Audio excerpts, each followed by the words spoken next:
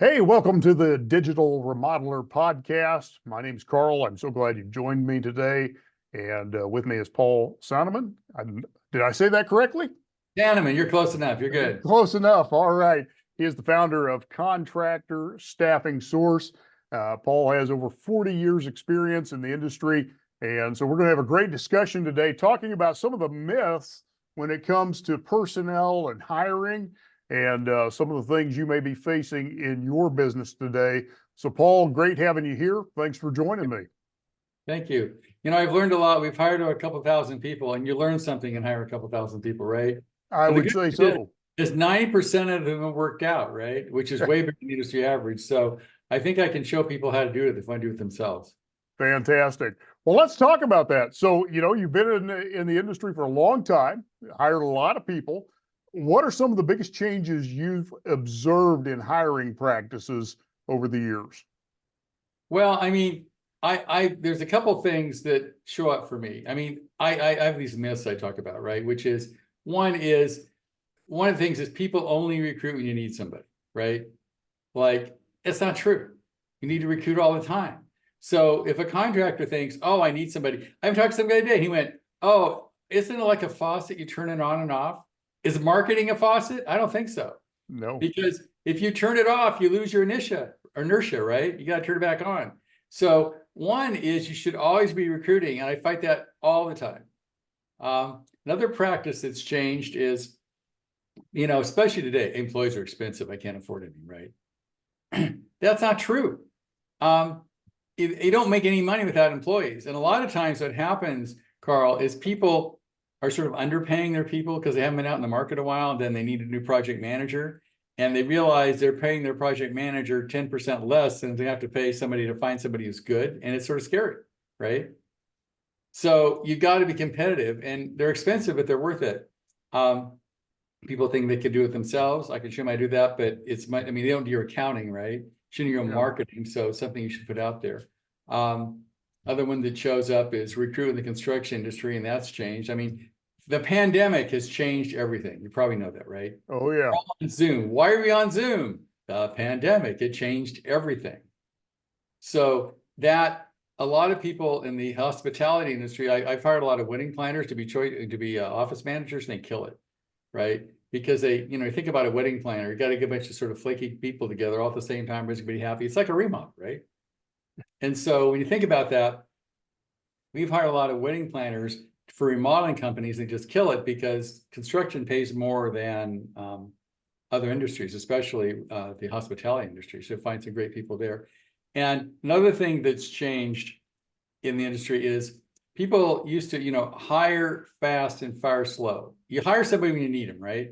Mm-hmm. Carl, so what happens is you go, oh my God, I need a project manager. You put an ad in Indeed. You take the first warm buyer that shows up because they got to be on the job in 3 weeks, and they become the world's worst hire. Not bad enough to fire, good enough to keep.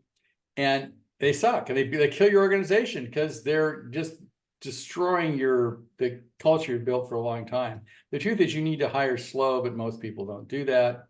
You need to hire slow and fire fast. There are a couple of things I go by, Carl. One is if you start your company over, anybody that you wouldn't rehire, you should fire.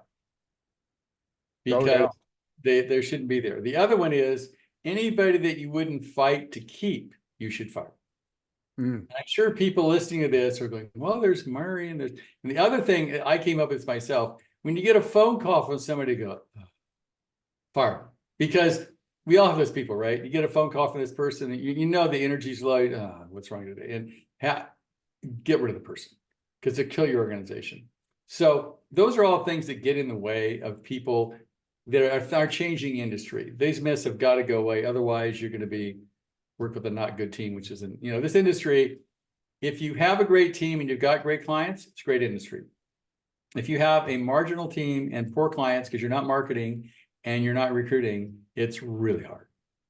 Yeah, absolutely. So let's back up here. You talked for a minute about this worst employee concept, the person that you really shouldn't be hanging on to.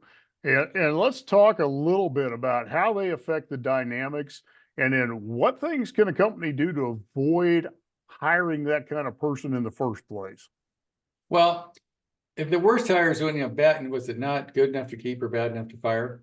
Mhm. We all, I mean, everybody listening here probably has a person that comes up for them. Oh, there's John, there's Mary, whatever, right? And the thing that they do the organization, which you don't understand, is you spend a lot of time to build in culture, right? And maybe honesty, maybe, integrity, show up on time. And if this person shows up late, they're killing your culture because, oh, it's okay to show up late. This person blackmails for your raise and says, well, I not me, but my wife, I got to get $200 an hour. Then it changes the culture. So you got to get blackmailed for a raise.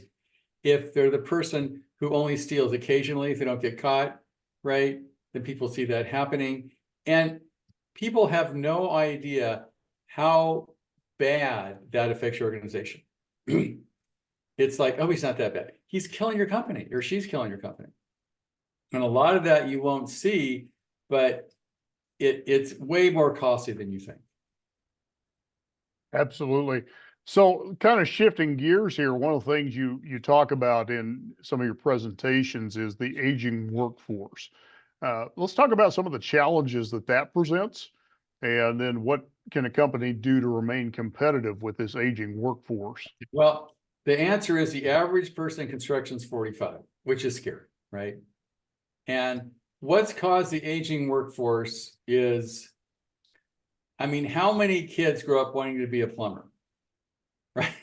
Or, I want to own my own YouTube channel, or I at least got to go to college, right? The whole idea of being a construction worker is not very sexy. And even when I was in school, they had trade schools. They'd have different types of trade schools. You can tell things are changing. Home Depot is actually opening a trade school. Why? Because there's not enough people in the industry. So a couple of things you can do about it. One is run your ads in Spanish as well as English.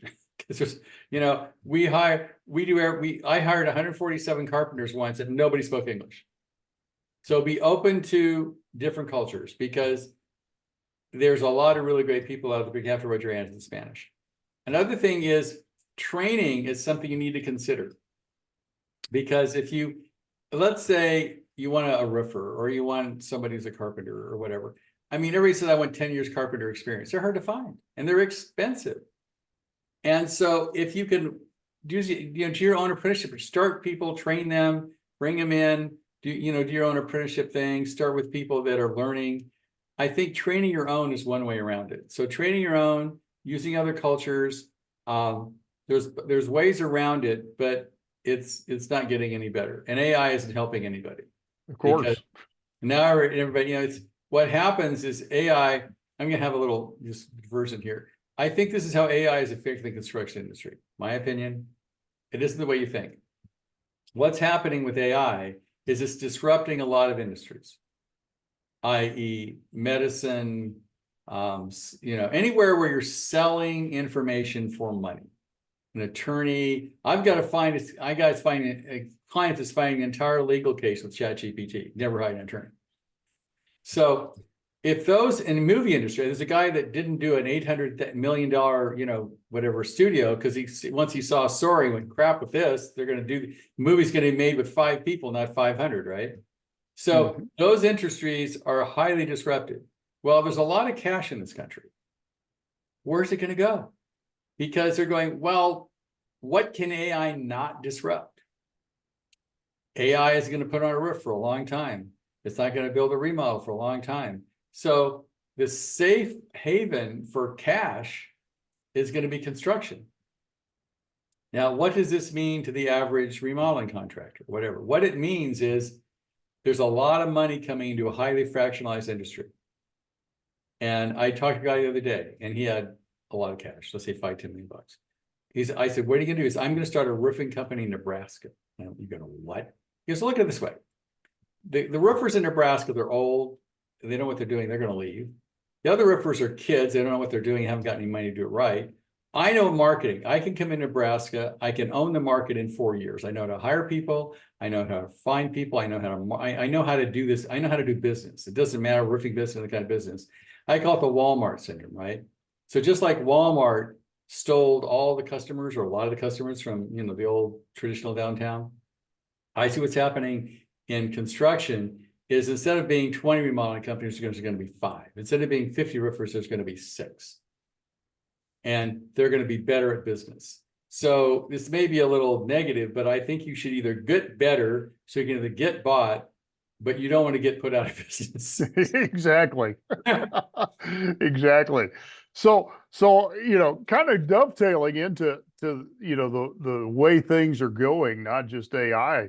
The other thing we're dealing with is this Generation Z mindset, and they work differently than previous generations. Oh, Can you absolutely. elaborate on that a little bit? Well, they want to have meaning and purpose in their job, right? They want to make a difference. I just hired a guy and he said, he's one of the guys who works for us. And he said, the most important thing to me is to make a difference in the world or whatever. It's different. When we were growing up, just shut up and do the job, right? I'm paying you money. I'm buying your time. You're happy or not my problem. Just shovel or hammer or whatever, right? Mhm. And that isn't cutting it anymore. People want meaning and purpose. I was reading a statistic the other day, 70% of the people leave their job a lot of times because there's no internal self-development program in the company. They feel like the employer doesn't care about them. I mean, I know a lot of guys care or don't care, just do the job, right? So that's shifting. So attracting people, you've got to make it meaningful. You've got to make it useful. You're showing you're making a difference, even if it's building a house, whatever. You just can't get by with, I'm paying you, I own your time, do what I tell you to do, or I'm going to find somebody else. Because finding somebody else is a lot harder than it used to be. Oh yeah, and a lot more expensive. Yeah. So out of the 6 hiring myths that you talk about, which do you think is the most detrimental to companies, and why do you think so? I would say the hire fast, fire slow. Okay. I think that is self-destructive in the fact that it sort of comes in with not recruiting all the time. The reason you hire fast and fire slow is you're not recruiting, you don't have a bench, right? So sort of go, but if you're not recruiting all the time and you hire out of desperation, you hire fast. And when you hire fast, you're not hiring necessarily the best person for the job. You hire who you need. And then where I see that's a huge problem is then they get in your company and they just destroys a bit, big word, but they'll hurt your company more than you can know. Because you don't see the employees going, oh, well, John did it, I can do it. Or they feel like they want to be part of something they can be proud of. And self-worth is really important to people. And so when they see John showing up late, they see him, stealing a hammer, doesn't matter. They go, I don't want to work here. I mean, this place doesn't represent who I am, right? And so what happens is you hire the bad apple and it lowers your whole team. And you stop. I had a client today, swear to God, I just had this conversation this morning. He's hired a guy, and for whatever reason, his client, his project manager guy is going through divorce. He has a lot of personal problems, and he's sort of killing the company. He's got 20 employees, but he's saying, oh, we can't start this. And he's shredding like all this negative stuff in the company because he's mad. He's not having a good day, and he's taking out on the company he's working for. And then projects don't get done on time. Everybody's not happy. There's like mutiny going on. It's a disaster because of a guy who's not having a good day. Yeah. One bad apple can spoil the whole bunch. Absolutely. So let's circle back to AI. You and I just talked about this. Disruptive is all get out, of course, but it's the way of things. How can AI tools transform this recruitment process? AI is my new best friend, right? Yeah. Because, a couple of things. There's the art of, I'm going to go through the best recruiting practices because it's something I really believe in. Okay. The art of the job ad, right? Before, when I said, Carl, write a job ad, I can go to ChatGPT and say, you're the world's best copywriter. You're an AI, you are a HR professional. Make this person that's somebody I couldn't possibly afford to hire write the ad, right? Tell him all these things he is or it is, and then say, write me an ad for a project manager. And it kills it. And you can even say, make me a poster to hang in my supplier's thing. It'll make you a poster and do an awesome job. So it really helps with writing the right kind of ads. That's step one. And because it's an ad, Carl, it's not a description. You've got to get somebody to quit where they're working and come to work for you. Just like you're a marketing guy, right? You write ads to get people to buy stuff from your clients, right? Mm-hmm. And so you've got to, it's a sales thing. Same thing with finding a good employee. It's an ad, right? It needs to attract the right person because they're going through Google and Indeed going click, click, click, click, click, right? You got to, so one is you use AI to write a great ad. And the other thing is AI can tell you where to post them. You can say, where should I post this ad? It'll list all the places you can do that. The next one is respond within minutes. Now, if you've got an applicant tracking system like we do, we use AI to, when the minute a person clicks apply, we get back to them and say, thank you for applying for this job. You look like the right person. Blah, me this whole dissertation, it's all autopilot. Because you get back to in real time. I'm sure you've had call centers, right? So when somebody, calls and says, I'm interested in remodel, you can't call them back a week later. Mm-hmm. The same thing is true. Everything has a shelf life, just like a client, a prospect has a shelf life. They're going to go through Google and go click, click, click, click, right? Same thing happens with people applying for jobs. They go through Indeed, go click, click, click, click. So if you get back right away, AI can help you do that. If you got up a tracking system, they'll literally get back to people in real time. Boom, done, which makes them feel special. The other thing is we use some AI in our assessment process. If you'll take my assessment, Carl, I'll know more about you than your mom. It's getting really smart, right? So it tells how long you answer the question, whether you hesitate or not. It's really good at analyzing whether you're the right person for the job or not. So, and the other thing that AI has done for us is when it comes to writing key performance indicators, like like key performance indicator, people know what it is. It's like, what do I need to do well in this job? You can just say, I have a project manager. I have a remodeling company in Chicago. Explain who you are, blah, blah, blah. Look at my website. Please write me 3 key performance indicators, 3 behavioral and 3 performance indicators. It'll kill it. Just do it, boom, done. And then you can follow those. So it's really useful. Perfect. So in this continual recruiting process, where does technology play into that? Well, you need an applicant tracking system. We've helped develop our own, but an applicant tracking system gets back to people. When I press a button, it goes to 100 job boards plus LinkedIn plus Facebook, every place it could possibly go. And when you think old days, I had to go put an ad in Indeed, had to go put in, LinkedIn, had to go write another thing for whatever it was. Let's say ZipRecruiter, had to do something else for Monster. And that takes a lot of time, right? If you just press a button and it does it all automatically in about 4 seconds. So it makes a huge difference. And, it may not be fair, but to use the fighting analogy, I mean, I'm showing up with a machine gun, you got a knife, who's going to win? Right? Mm-hmm. It's just technology. And I tell people, we're both got to dig a ditch. I'm using a backhoe and you're using a shovel. It ain't fair. Mm-hmm. But it's the truth, right?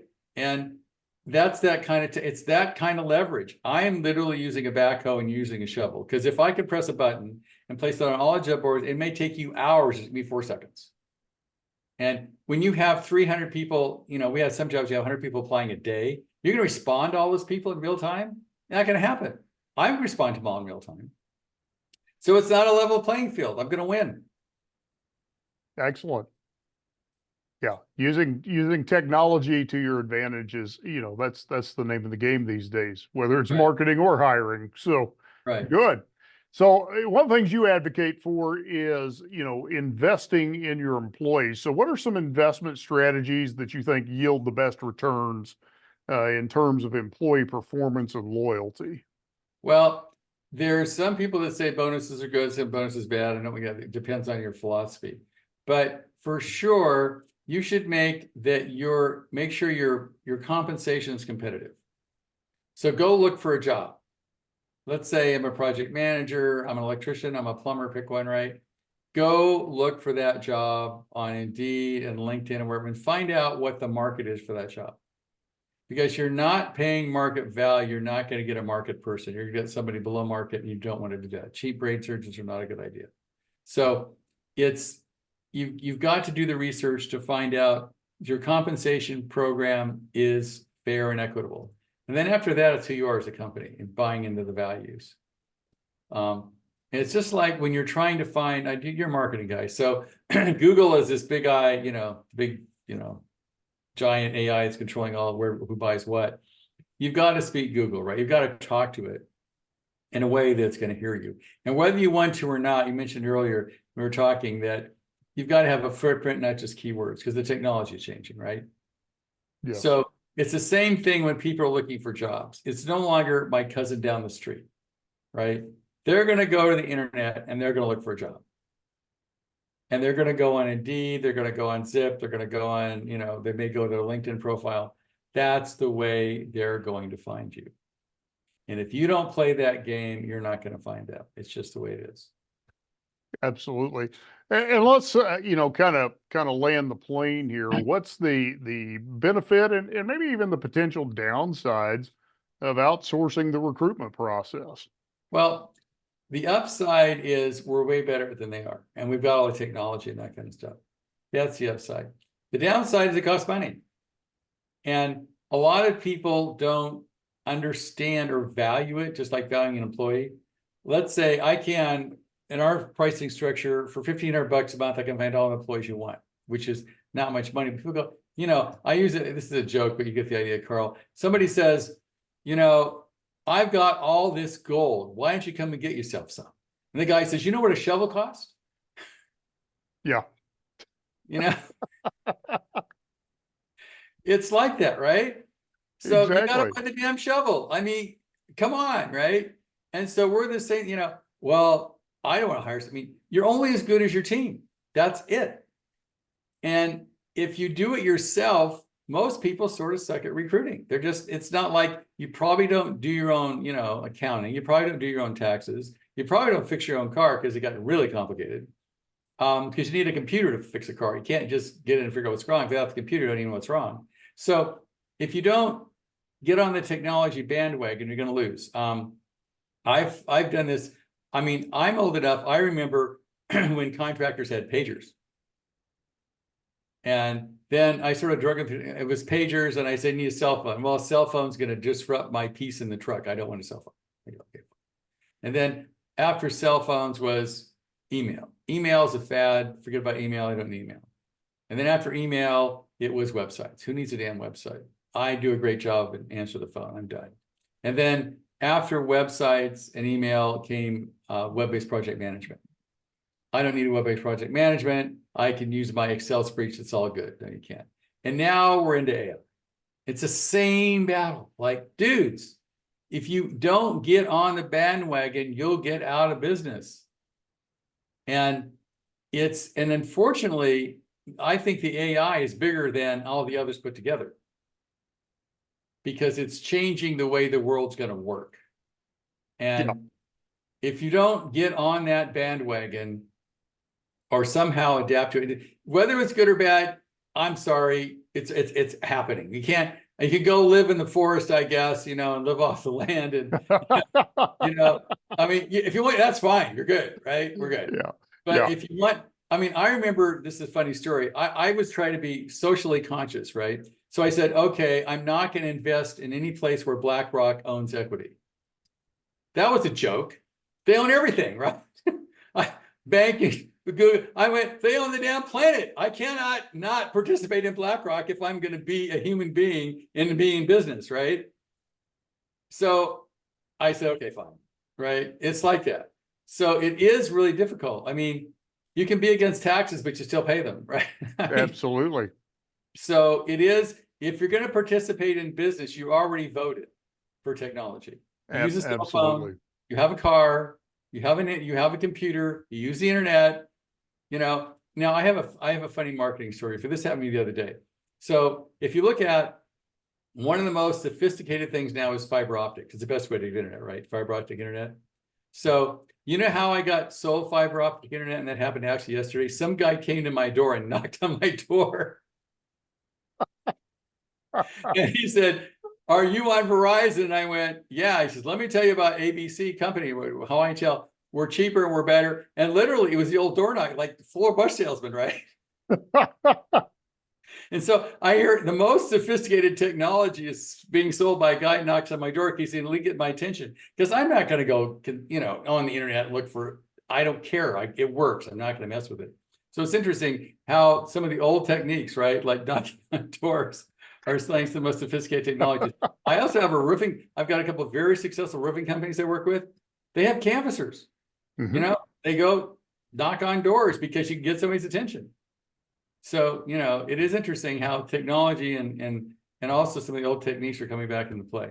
Oh, absolutely, absolutely. But for those of you listening, the staffing guy and the marketing guy both are telling you, you better get familiar with AI because it is going to be a part of your life whether you like it or not. So, It's sort of Paul, like saying, I want to do everything in cash. Good luck with that, right? yeah, good luck.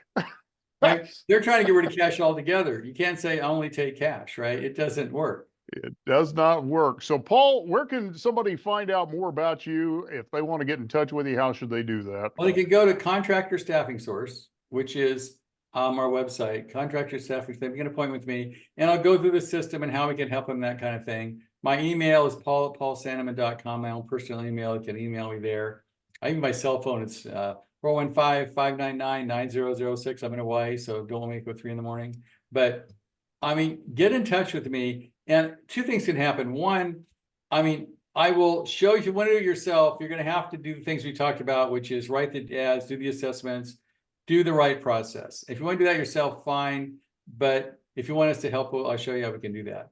But if you have anybody on your team that you wouldn't rehire, you should probably give me a call. Fantastic. Paul, it's been great spending time with you, and I'm sure we'll have you back again, and appreciate the time you spent with us today. Thanks. I'm very passionate about this, and thanks for having me. I appreciate it, Carl. You bet.